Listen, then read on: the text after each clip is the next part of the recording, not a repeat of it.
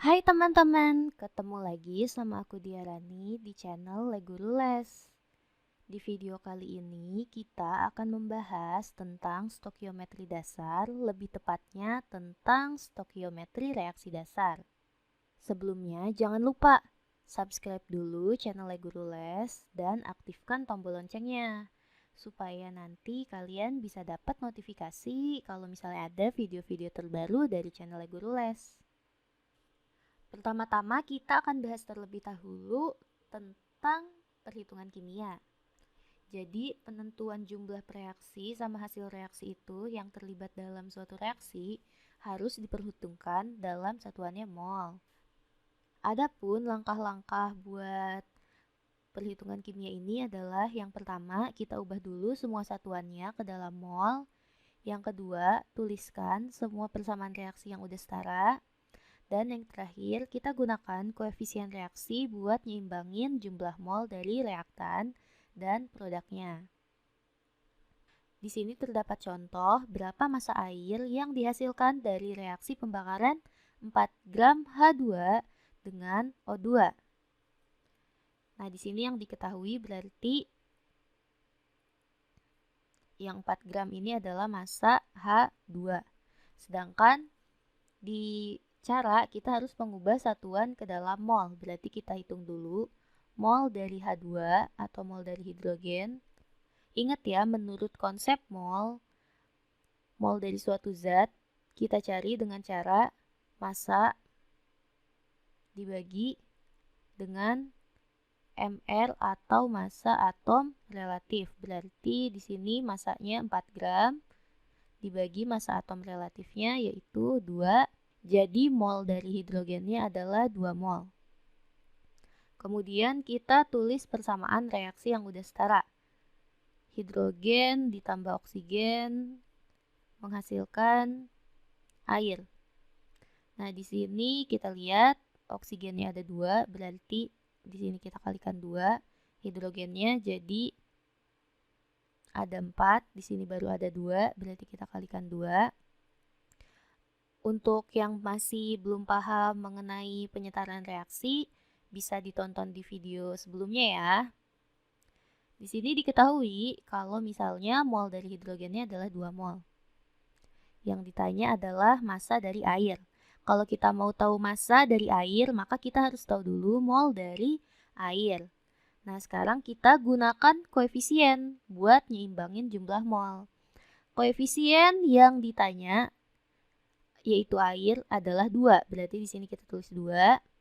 Sedangkan untuk zat yang diketahuinya itu jumlah molnya adalah hidrogen yang koefisiennya adalah 2 juga. Berarti 2 per 2 dikali mol yang diketahui yaitu mol hidrogen adalah 2 mol. Sehingga diperoleh mol dari air adalah 2 dibagi 2 dikali 2 yaitu 2 mol. Setelah kita ketahui mol dari air, sekarang kita cari massa dari air. Berarti massa dari air akan sama dengan mol dari air dikali mR dari air atau mR dari H2O. Sama dengan 2 dikali 18, hasilnya adalah 36 gram. Soal berikutnya, sebanyak 5,4 gram logam aluminium direaksikan dengan larutan asam sulfat 0,1 molar menurut persamaan reaksi berikut. Tentukanlah yang A volume larutan H2SO4 yang diperlukan, B massa aluminium sulfat yang dihasilkan, dan yang C volume gas H2 yang dihasilkan pada keadaan STP. Seperti biasa, pertama-tama kita cari mol dari zat yang diketahui. Nah, berarti di sini yang diketahui adalah massa dari aluminium, berarti mol aluminium sama dengan massanya 5,4 gram dibagi mR dari aluminium atau AR dari aluminium adalah 27. Jadi molnya adalah 0,2 mol. Sedangkan kalau misalnya untuk larutan asam sulfat, karena tidak diketahui volumenya, maka kita nggak bisa mengetahui terlebih dahulu berapa mol dari asam sulfat. Nah, kemudian kita tulis persamaan reaksi setaranya. Berarti 2Al ditambah 3H2SO4 menghasilkan 4 aluminium sulfat ditambah 3H2. Nah, di sini diketahui aluminiumnya 0,2 mol.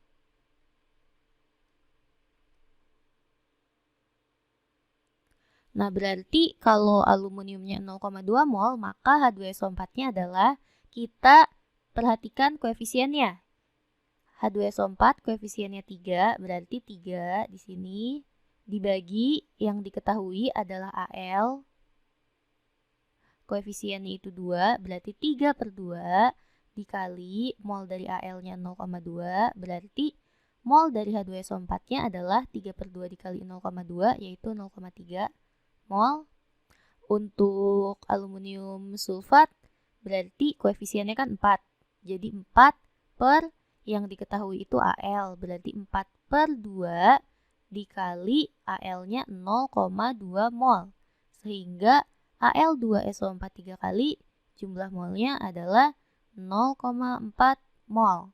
Sedangkan untuk gas hidrogen koefisiennya adalah 3 dibagi koefisien dari yang diketahui yaitu Al adalah 2 dikali jumlah mol yang diketahui yaitu mol Al adalah 0,2 mol. Sehingga mol dari gas hidrogen adalah 0,3 mol. Di sini kita tulis dulu untuk satuannya. Baru sekarang kita bisa menyelesaikan poin A, poin B, dan poin C. Poin A ditanya volume larutan H2SO4 yang diperlukan. Dimana kan kita tahu kalau misalnya molaritas itu sama dengan mol dibagi dengan volume. Berarti kalau misalnya kita mau cari volume, dia akan sama dengan mol dibagi dengan molaritas. Jadi volume dari H2SO4 adalah molnya yaitu 0,3 dibagi, untuk molaritasnya di sini diketahui 0,1 molar. Jadi volume H2SO4-nya adalah 0,3 dibagi 0,1 hasilnya 3 liter. Kemudian untuk poin B, massa Al2SO4 3 kali yang dihasilkan. Massa aluminium sulfat berarti sama dengan mol dari aluminium sulfat dikali ml dari aluminium sulfat. Sama dengan untuk molnya di sini yaitu 0,4 mol dikali ml dari aluminium sulfat itu 342, sehingga diperoleh massa dari aluminium sulfat adalah 136,8 gram. Poin terakhir, volume gas H2 yang dihasilkan dalam keadaan STP. Ingat ya, berarti volume itu sama dengan mol dikali volume molar. Berarti volume H2 atau volume hidrogen yang dihasilkan adalah mol gas hidrogennya 0,3 mol dikali volume molar dalam keadaan STP yaitu 22,4 liter per mol, sehingga diperoleh volume dari gas hidrogennya adalah 67,2 liter. Gimana teman-teman? Sampai sini apa udah paham? Kita lanjut ke soal berikutnya ya. Nah, kemudian kita akan mempelajari tentang reaksi pembatas. Jadi, reaksi pembatas itu apa sih? Reaksi pembatas adalah reaktan yang habis bereaksi dan nggak bersisa di akhir reaksi. Nah, reaksi pembatas ini bisa ditentukan dengan cara membagi semua mol reaktan, mol awal dari reaktan, dengan koefisien masing-masing. Nah, kemudian reaksi yang punya nilai hasil bagi paling kecil itu adalah reaksi pembatas. Nah, sebagai contoh nih, diketahui reaksi sebagai berikut. Kalau misalnya direaksikan 2 mol sulfur atau belerang dengan 10 mol dari F2, maka tentukan reaksi pembatas dan SF6 yang dihasilkan. Karena di sini satuannya masing-masing sudah dalam mol, kita langsung cari reaksi pembatasnya ya. Nah, tadi kan udah dikasih tahu kalau misalnya reaksi pembatas itu bisa ditentuin dengan cara mol mula-mula dibagi koefisien masing-masing.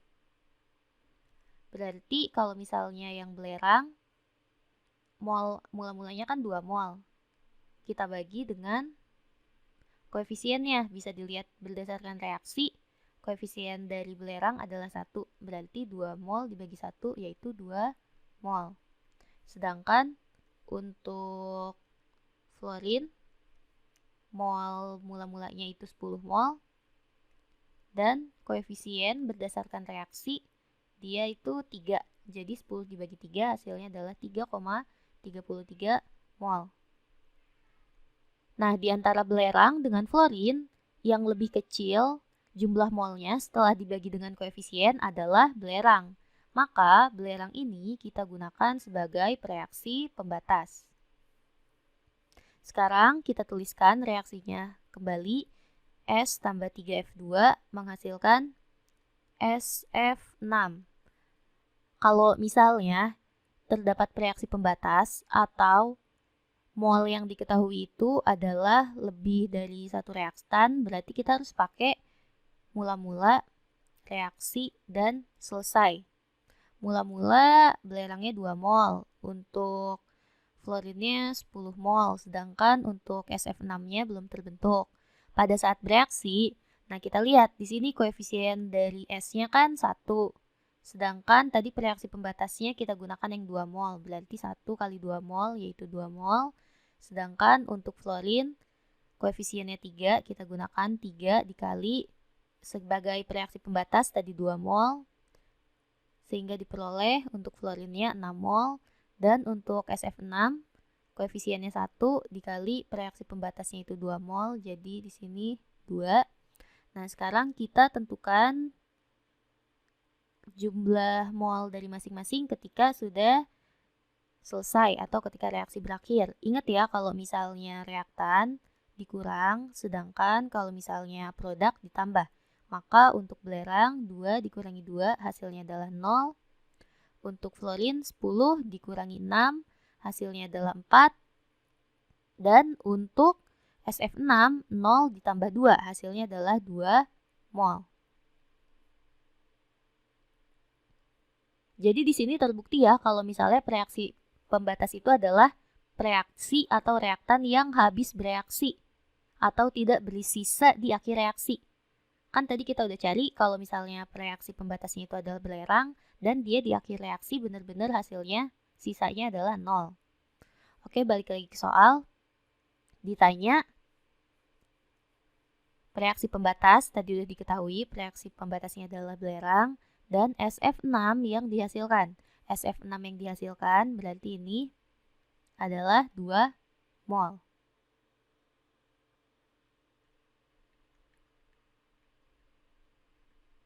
Soal berikutnya, sebanyak 11,2 gram logam besi dimasukkan 500 ml larutan HCl 0,6 molar. Menurut reaksinya sebagai berikut, ditentukan jumlah mol dari masing-masing, kemudian reaksi pembatas dan volume gas hidrogen yang terjadi pada keadaan di mana 1 liter gas nitrogen bermassa 1 gram. Kita kerjakan dulu untuk poin A, mol masing-masing. Yang pertama mol Fe, karena Fe ini yang diketahui adalah masanya, berarti mol sama dengan massa dari Fe dibagi AR dari Fe. Jadi 11,2 dibagi AR dari Fe adalah 56. Hasilnya 0,2 mol. Sedangkan untuk HCl karena yang diketahui adalah molaritas, berarti mol sama dengan molaritas dikali volume. Jadi 0,6 dikali, nah tapi volume ini dalam liter, kan ini 500 ml. 500 ml itu sama dengan 0,5 liter, jadi 0,6 kita kalikan dengan 0,5. Hasilnya adalah 0,3 mol. Kemudian kita tentukan reaksi pembatas. Yang pertama untuk Fe, molnya itu adalah 0,2. Kita bagi koefisien berdasarkan reaksi ini, yaitu 1. Jadi diperoleh 0,2 mol. Sedangkan untuk HCl, molnya 0,3. Kita bagi koefisiennya itu 2. Berarti hasilnya adalah 0,15 mol. Kita lihat jumlah mol yang setelah dibagi koefisien yang lebih kecil itu adalah HCl. Berarti HCl adalah reaksi pembatas. Kemudian kita tulis reaksinya. Fe ditambah 2HCl menjadi FeCl2 plus H2. Ingat ya, kalau ada reaksi pembatas atau yang diketahui lebih dari satu reaktan, kita gunakan mula-mula reaksi dan selesai. Di sini berarti untuk Fe 0,2, untuk HCl mula-mulanya 0,3, dan untuk hasil reaksinya belum ada. Saat bereaksi, Fe yang bereaksi karena koefisien Fe itu 1 dikali reaksi pembatasnya 0,15, berarti 1 dikali 0,15 atau sama dengan 0,15 mol. Untuk HCl-nya dia 2 dikali 0,15 atau dia karena reaksi pembatas langsung kita tulis saja 0,3. Untuk FeCl2 koefisiennya 1 dikali reaksi pembatasnya 0,15. Berarti di sini 0,15 juga. Dan untuk H2 koefisiennya 1 dikali reaksi pembatasnya itu 0,15 mol. Nah, di sini jadi 0,15. Nah, saat selesai bereaksi, berarti untuk ingat ya, reaktan dikurang dan produk ditambah. Jadi 0,2 dikurangi 0,15. Di sini 0,05. Untuk HCl berarti dihabis karena reaksi pembatas. FeCl2 0,15 dan H2 0,15. Nah, dari sini kita memperoleh mol dari gas hidrogen yaitu 0,15 mol. Tadi kita udah memperoleh mol dari gas hidrogen adalah 0,15 mol. Sekarang kita cari volume gas hidrogen yang terjadi pada keadaan di mana 1 liter gas nitrogen bermassa 1 gram. Berarti volume gas hidrogen dibagi mol gas hidrogen sama dengan volume gas nitrogen dibagi dengan mol gas nitrogen. Jadi volume gas hidrogen dibagi molnya 0,15 sama dengan volume gas nitrogennya di sini 1 liter dibagi mol gas nitrogen. Mol itu sama dengan massa dibagi mR atau AR, berarti massanya kan 1 gram. Dibagi untuk AR dari nitrogennya 28. Jadi volume gas H2 per 0,15 sama dengan, nah ini kita gunakan kaidah matematika, jadi 1/28-nya berubah jadi 28/1. Jadi volume H2 sama dengan 1 dikali 28/1 dikali 0,15. Hasilnya adalah 4,2 liter. Soal berikutnya yaitu mengenai reaksi berantai. Jadi sebanyak 2 gram CH4 dibakar sempurna dengan gas oksigen. Gas karbon dioksida yang terjadi dialirkan ke larutan CaOH2 kali sehingga terjadi endapan CaCO3. Hitung massa endapan tersebut. Pertama-tama ingat kita cari molnya dulu, berarti mol dari CH4 sama dengan massanya itu 2 gram. Dan untuk MR dari CH4 itu adalah 16, sehingga diperoleh molnya adalah 0,125 mol. Kemudian kita tulis reaksi, kita selesaikan reaksi pertama dulu. CH4 ditambah O2 menghasilkan CO2 plus H2O. Kita setarakan, berarti di sini hidrogennya ada 4, di sini baru ada 2. Kita kalikan 2. Oksigennya ada 2 tambah 2 yaitu 4, di sini baru ada 2, kita kalikan 2. CH4 yang diketahui 0,125 mol. Nah, ini bisa dilihat di dua reaksi ini yang digunakan pada reaksi berikutnya adalah karbon dioksida. Maka sekarang kita cari mol dari karbon dioksidanya. Koefisien dari karbon dioksida itu kan 1. Koefisien yang diketahui yaitu CH4 juga 1, berarti 1 per 1 dikali mol yang diketahuinya 0,125. Jadi mol dari karbon dioksidanya adalah 0,125 mol. Jadi kalau misalnya koefisiennya sama, udah pasti jumlah molnya juga sama. Nah, sekarang kita ke reaksi yang kedua, CO2 ditambah CaOH2 kali menghasilkan CaCO3 plus H2O. Untuk reaksi yang ini udah setara. Nah, yang diketahui karbon dioksidanya 0,125 mol. Yang ditanya adalah CaCO3. Ingat ya, kalau misalnya koefisiennya sama, otomatis jumlah molnya juga sama. Koefisien dari karbon dioksida dan CaCO3-nya itu kan sama, berarti di sini juga jumlah molnya sama.